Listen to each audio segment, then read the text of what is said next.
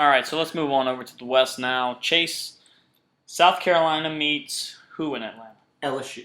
LSU? Yeah, Arkansas is going to be competitive. So is Alabama. Alabama's going to be right in the Aren't mix they again. always competitive? Yeah, but they lose 7 starters on either side of the ball this year, so I really do think that LSU takes it to Atlanta.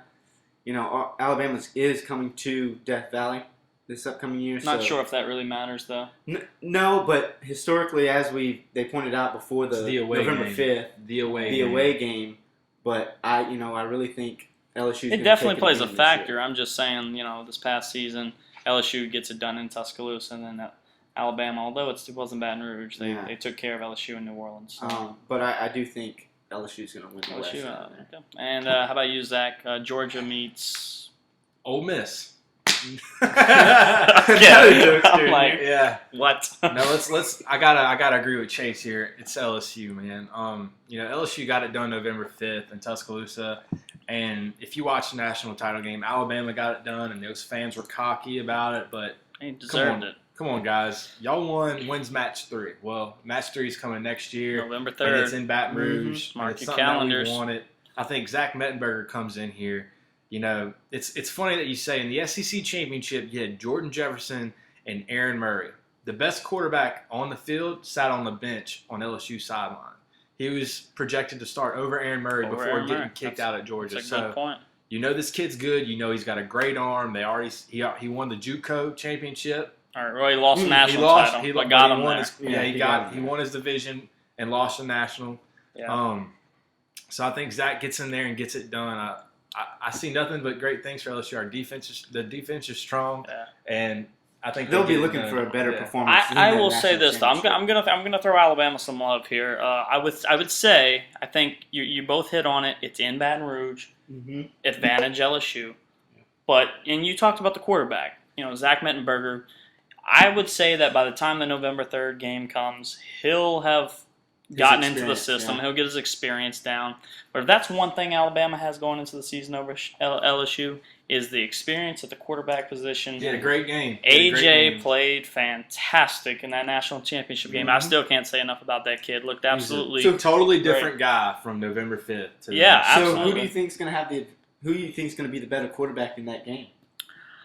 I think A.J. McCarron. I really do, and the reason why I say that is it's no harsh. I'm not trying to say anything bad about Zach Mettenberger. If you look at just how LSU runs their offense, it's very ground and pound. They're going to try to win on defense. Nick Saban proved in the national title game that he's going to put the hands in his quarterback, and he's going to say, "Go win me the game." And because of that, I'm actually going to pick Alabama to win the West. Okay, I know, and all my LSU fans are going to get on to me about this, but Alabama to me just proved how good they were last season when no one was picking them in New Orleans. Everyone's talking about what they're losing. Nick Saban has been through this before. Don't count Nick Saban out. I've got Alabama, Georgia, SEC championship. Did you skip your medication today? I'm serious. Who do you have winning the SEC entirely? I've got Alabama again. I think, well, not again. LSU won last season, but Alabama right now, the team to beat. Eddie Lacy's going to walk into Trent Richardson's role just like Richardson walked into Ingram's role. I really think they're not going to miss a beat on there. Only thing I'm worried about with Alabama right now is I would say their secondary. But they got the big safety, so we'll see how the freshman does. But I really think Alabama gets it done. Not saying that they'll win the game in Tiger Stadium, but I think there may be a couple games LSU overlooks. See, I don't agree with that for the reason as Alabama coming off a national title loses games. Nick Saban, he's comfortable. He gets a new leather chair. He gets comfortable in it. He gets very conservative. And that's just how he plays. Now, I know he coached lights out. It was the best coached team I'd seen in about 10 years. But Les Miles, as far as I understand, fumbled the ball in that game. Yeah, I would definitely agree with you there. Very poorly coached. As good as Saban coached, Les Miles did the absolute opposite. Yeah. And I'm going to say this. Part of the reason why I'm saying Alabama kind of has the advantage going into the season, and this is my way early prediction. I'm probably going to change my mind a couple times before the season starts. But just looking at where both programs are right now, Alabama's at the top. They're Yeah. coming off a national title. They're number one in recruiting. They've got the best coach in college football.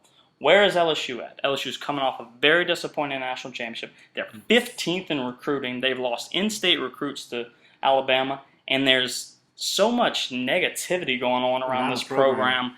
It's never good. It's just never a good mix. I gotta agree with you on that. There's not a lot of good vibes coming down here, but if I know one thing, the Mad Hatter. I can't He'll want disagree. his revenge. If there's He wants one his person, revenge. if there's one coach out there that can do it, that can take all the negativity surrounding this program and get them out of it.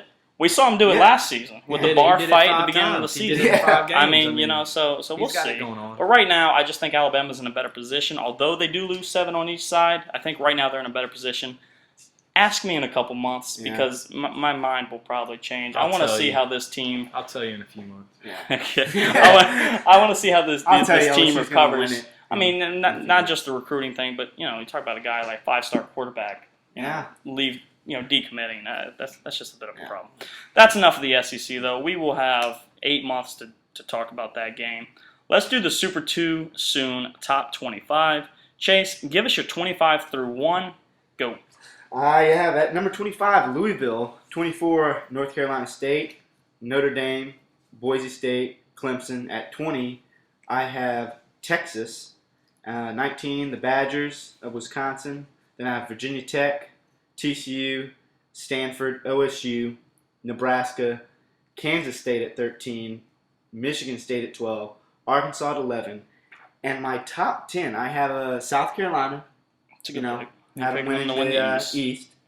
Then I have Florida State, West Virginia at number 8, Georgia at number 7, Michigan at 6, OU at 5, Oregon at 4, Alabama at 3, and I have USC at number 2, and then I have LSU at number 1. LSU at number 1. It's a good one. Preseason. All right, these are Zach's picks, also known as the right picks. At 25, I have UT. That's Texas. That's the Longhorns. 24, Boise State. Great coach, losing Kellen Moore. I think he's going to rise above the challenge like he always does. 23, Mizzou. Great team to watch. James Franklin, 21 touchdowns. Baylor, 22. You got to give them credit for what they did last season. Even after they lose RG3. Yeah. Well, Nick Florence, I saw him in a game. He came in when Robert Griffin went out. I don't know about that one. 20. In my top 25. At 21, I have NC State. Finished second in the ACC. You both high on those guys. Mm-hmm. 20, Auburn. Oh, wow. Oh, I didn't see that one coming. I got to give it to Gene Chizik, though. War Eagle. With all the War Eagle, man. No, with all War Eagle sighting on the chatter. With all the Cam Newton crazed fans from last year, he it seemed that he shut them up and he didn't fail like they said he would have. So I think he did better than I thought. Yeah, sure. He definitely did better than I thought. So I think he keeps that program afloat. At 19, I have TCU. 18, Washington. That new coaching staff last year. Keith Price, 33 touchdowns, over 3,000 yards. Yeah, I would just say to that, my response to that really quickly would be Jake Locker and where he got them. No way. Yeah. That's my only response with the Washington program. And with Oregon, in the north and with Stanford, I just don't see Washington. I don't know, but hey, you may know something we don't know. Yeah. Close game to call next season. Washington at LSU. Watch out. Hey, that's true. That's true. Down in Death Valley. That's true. 17, I have South Carolina, just strictly because of the returners, but I think they fumble their season. I think they swallow too large of a pill and they choke.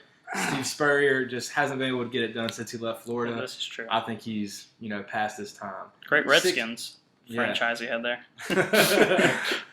He's a college coach. Okay? All right, go ahead and finish them up. Notre Dame at 16. Chip Kelly's done a great job there. I have Kansas State at 15, but Chris Klein, great QB, reminds me a lot of Tebow. He puts the team on his shoulders and he carries them. At 14, I have Virginia Tech. 13, I have Clemson. 12, Ohio State, even though they had a poor season. Wow. I think Urban Meyer comes back. They're getting a lot of talent coming. I think he can, hopefully boost them in the top 10 before season's end.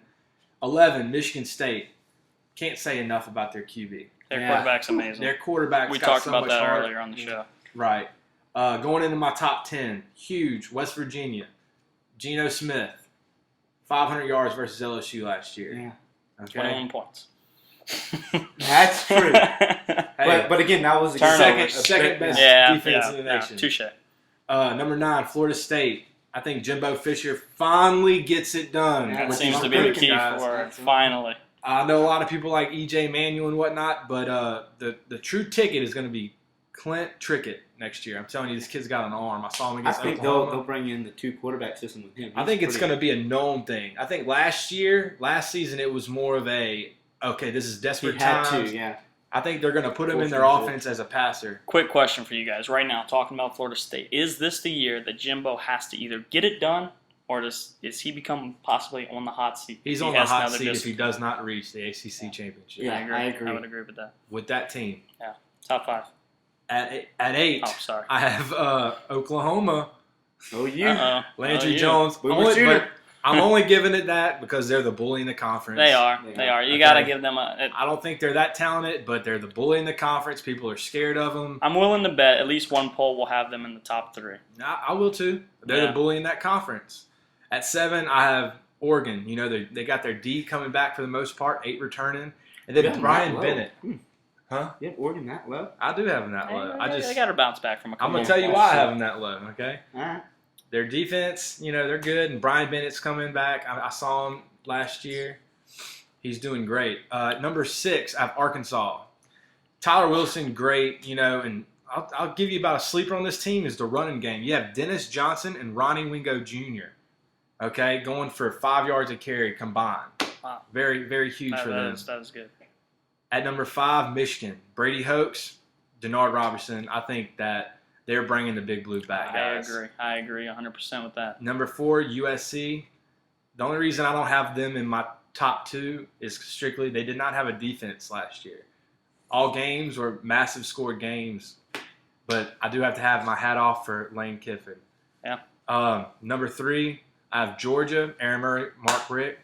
2, in the SEC West, Alabama. Losing too much, and Nick Saban's getting comfortable in that big leather chair it is.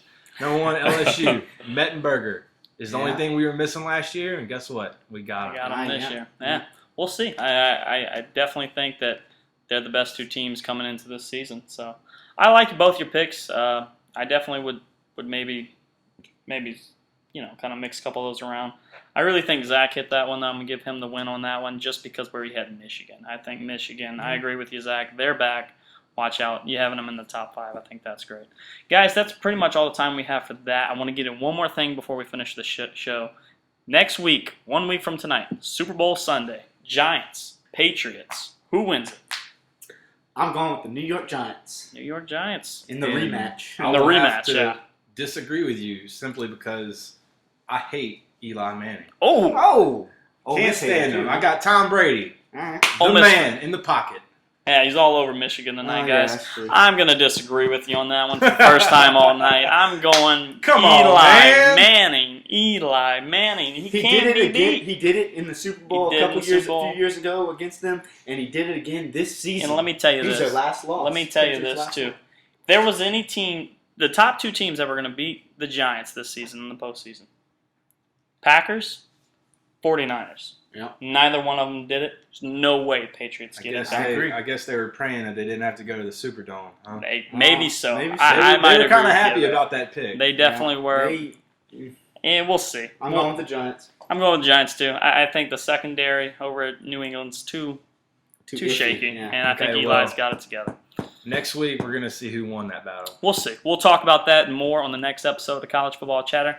Thanks for listening, everybody. Zach, great time having you. We're going to have you back next week and all the other weeks. So thanks, everybody, for listening once again. Check us out on Twitter. Check us out on Facebook and all the other social medias. Thank you, guys, and chat you later.